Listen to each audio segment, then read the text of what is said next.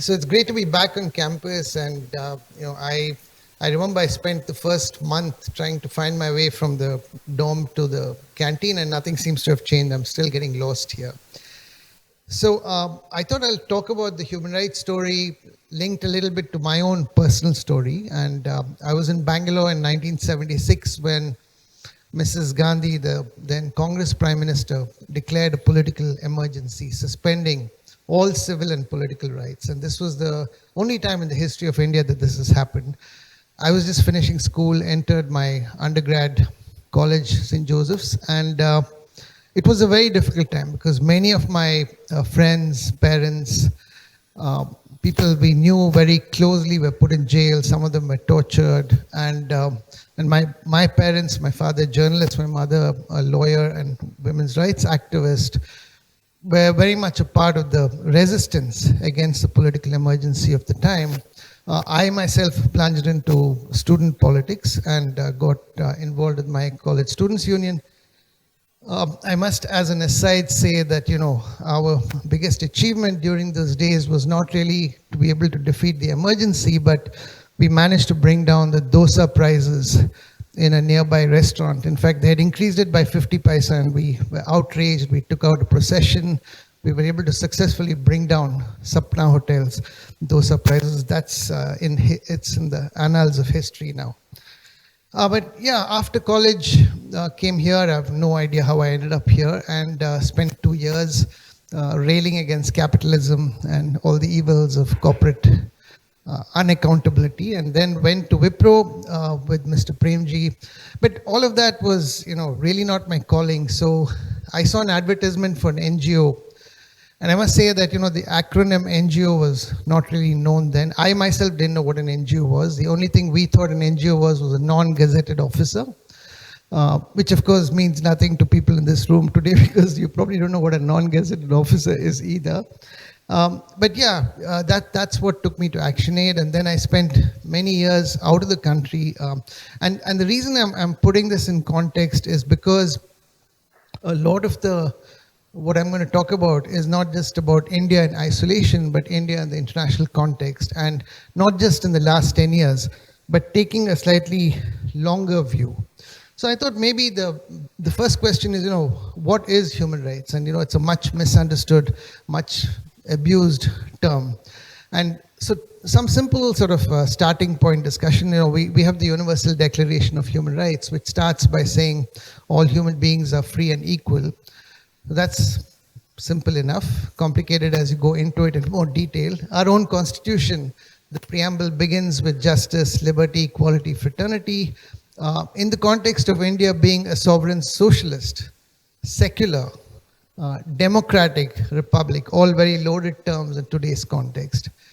But President Roosevelt initially, and then Kofi Annan, my then boss at the UN, also talked about it in a much simpler way as freedom from want and freedom from fear.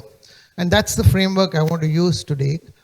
Freedom from want being just material needs, health, education, food, water, and freedom from fear being more the civil political rights, freedom of expression, assembly, all of those which we typically think of when we say human rights. We think more about civil and political rights, but in fact it means economic and social rights as well.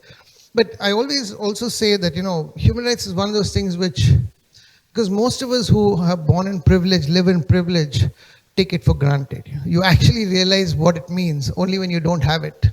And so I can give many examples of that, but we don't have enough time for that. So I'll press on.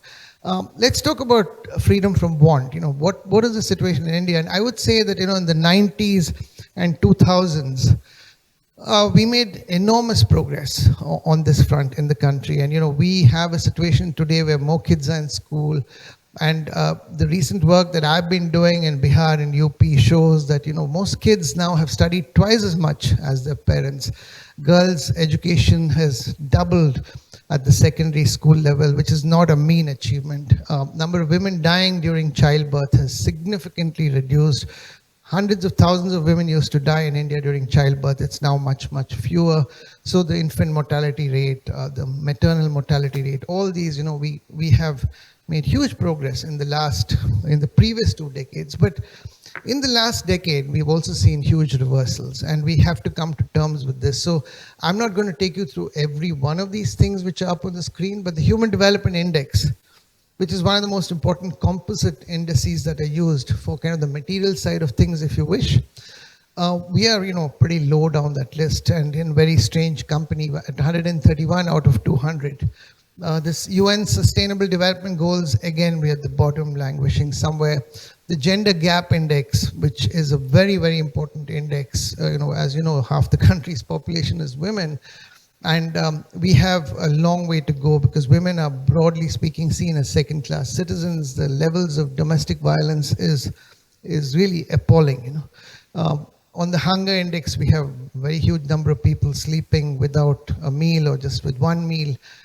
Youth in India are not, given their due share. More increasingly, we have become conscious of climate, and we have a big challenge there. Poverty is, we are a relatively poor country, so almost every third Indian continues to live in poverty. Unemployment numbers have been really shocking in recent times, and all of this, of course, have got much worse post-COVID. We have to remember that as well. And on agriculture, the number of farmers who are committing suicide, these numbers are not being published anymore, at least I haven't seen them. But all of this is, these are very worrying things. But paradoxically, we have become one of the largest, economies in the world. We were the 5th largest GDP, now down to 7th. We have the 4th largest number of billionaires in the world. And in the COVID period, we were adding one every week, we were told, in 2020. On things like ease of doing business, brilliant, huge improvements there. I think we were at 140 or so just in 2014, and now we are up to 63. Our competitiveness levels are much, much higher. So what explains this? Why is it that, we have a vast majority living in poverty, things getting worse, and at the same time, amazing economic indicators at one level? And it's obvious, right? Because we have just one of the most unequal countries in the world. We're the 12th most unequal country. About almost a 5th of the GDP is owned by just a handful of individuals. And one thing which, we are constantly in denial of in this country is caste and religious discrimination. And the bottom third of the country is made up of the poorest people. And I often ask in audiences like this because most people kind of in our socioeconomic bracket will say, caste is not an issue anymore. It's not an issue in urban areas. And then we ask them, what is the proportion of the population in India which marries intercaste? And the number is a shocking 6%. So, and I remember on campus, when you had like reservation-based admissions, there was a, subtle discrimination even amongst the most kind of liberal students. And so the other, of course, underlying factor is that we spend so little on health and education, something like together we spend 3 or 4% of GDP on that, and we spend huge amounts on the military. Just be a third only after the US and China, and we've been creeping up on that. So that partly at least explains why we are where we are. Now let me take you to the other side, which is the civil political rights question. And this is what I'm calling freedom from fear. And here the situation is much, much more worrying, because what has happened in the last decade is that on almost every single global index, our situation has become much worse. And this is important because our primary criticism of China, of Pakistan, the people we normally berate is that, they are not democracies. And India has been able to really kind of distinguish itself on the world stage as the largest working democracy, etc. But this is now very much, under a shadow. So the Freedom House Index we've partly downgraded to partly free. VDEM, the Swedish one, has now called as an electoral autocracy, a dramatic fall of more than 23 percentage points in the last 10 years. I mean, you can go through any of these, the Press Freedom Index, Human Freedom Index, Corruption Index ratings have also become much worse than before. And it's interesting because, if you talk to a lot of the middle class and elite in India, say about 15% of the country's population, What I find fascinating is that they're economically very liberal, and they would like to see a free market. They want India to grow, but when it comes to civil political rights questions, they suddenly become much more authoritarian, bordering on the fascist. And they do genuinely believe that actually, for this country to progress, we really can wait a little bit for all this human rights stuff to happen. We'll deal with that later. First let's get our economy sorted. We'll fix poverty, and which is kind of the Chinese argument. You fix everything first, and then we get down to human rights. So yeah, protests, farmers protest, anti-CA protests. I think there's a lot of public support from the middle class to actually crush this, to put an end to it. So we had so many farmers dying during the protests, so many people attacked during the CA. All of this was, seen as kind of kosher, So why do we have the situation where our civil political rights situation has gone so perilously kind of close to the edge? And there's a long list I can take you through. I'll just highlight a few points. I think, firstly, in democracy, which human rights is quite linked to being a functioning democracy, right? So if you take the main institutions which are meant to be checks and balances, the parliament is, with this brute majority of the current regime, has become pretty much irrelevant, because there's no bill which is discussed, no select committee readings happen, and they have such a huge majority that bills are passed overnight into acts. The judiciary, even at the highest level, there are big questions. Habeas corpus petitions are not heard. Bail is not considered as a right. Civil servants who are meant to be a check and balance have now understood that everything will be running from the Prime Minister's office, and it's when they say jump, your question should be how high, not about should we jump at all.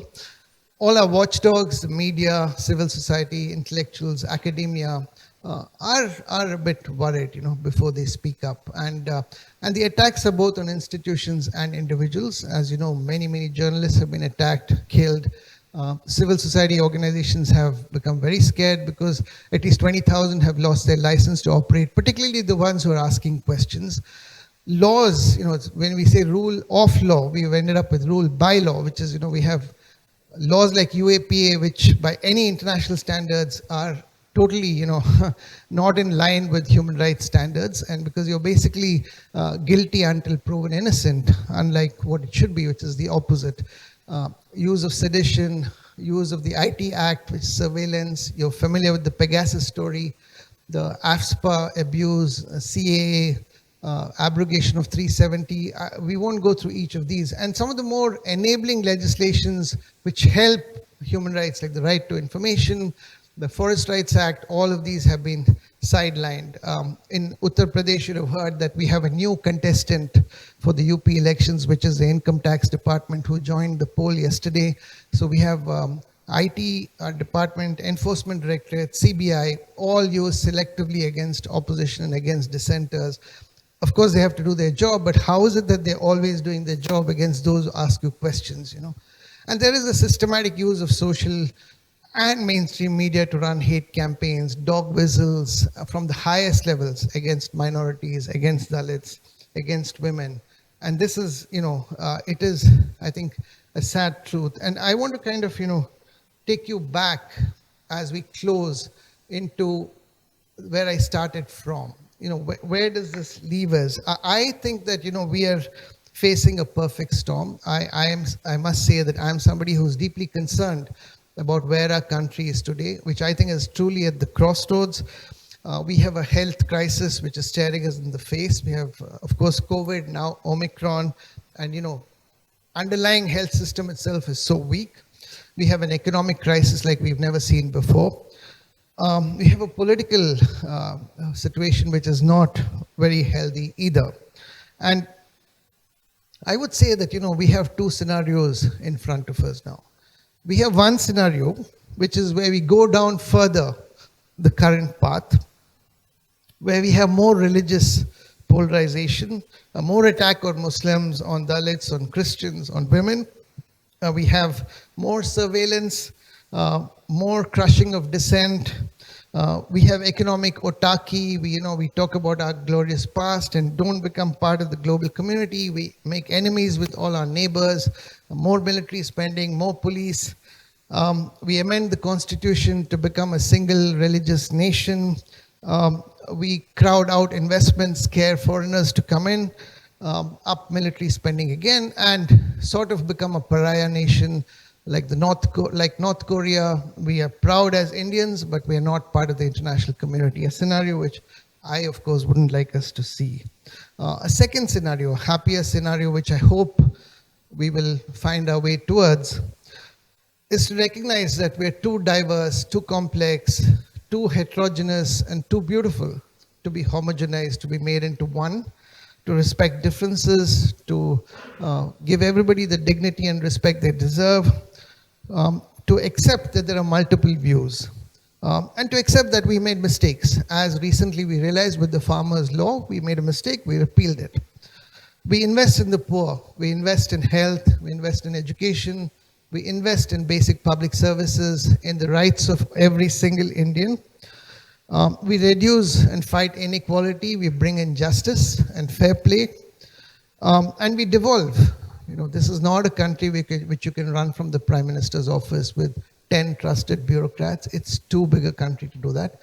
It is a federation. We have to support our states to have the rights, have their ability to run their part of the country because they know what's best at the local level. We have to respect science, and we have to respect expertise. We cannot be in a situation where we don't understand. There are so many things which one or two people who currently run the country can simply not do that. And so I want to end by, talking about this first two points I started with, which is, many of you may not be aware of this, but this first line in the Universal Declaration of Human Rights, that all humans are born free and equal, actually came from a Gujarati lady called Hansa Mehta, who used to live not far from here. There might be people from Ahmedabad in this room. And that it's a woman who actually changed the Universal Declaration of Human Rights, which originally said all men are free and equal. She changed it to all human beings are free and equal. She also influenced the Constitution. So not all Gujaratis are against human rights. And I would say that, importantly, let us go back to what Tagore said to us as we think about the next decade, where he said the mind is without fear and the head is held high, where the world is not broken into narrow domestic walls.